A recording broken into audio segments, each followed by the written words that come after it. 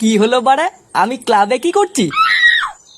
রাতে মনে হচ্ছে মালটা একটু বেশি খেয়ে ফেলেছিলাম।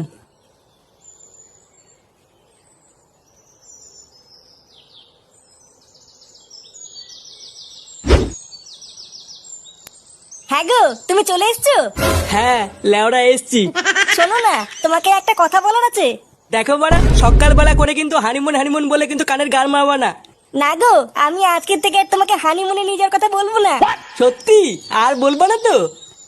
হ্যাঁ গো, আমি না মা হতে চলেছি। মা হতে চলেছে মানে?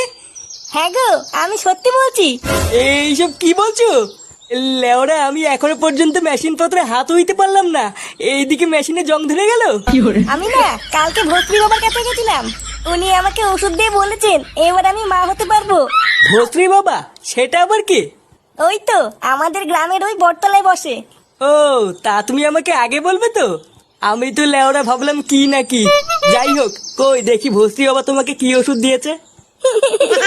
কই হাসছো কেন? দাও ওষুধগুলো। ধুর লেওরা, বাড়া আমি ওষুধ চাইছি, তুমি দাঁত কেলাচ্ছ।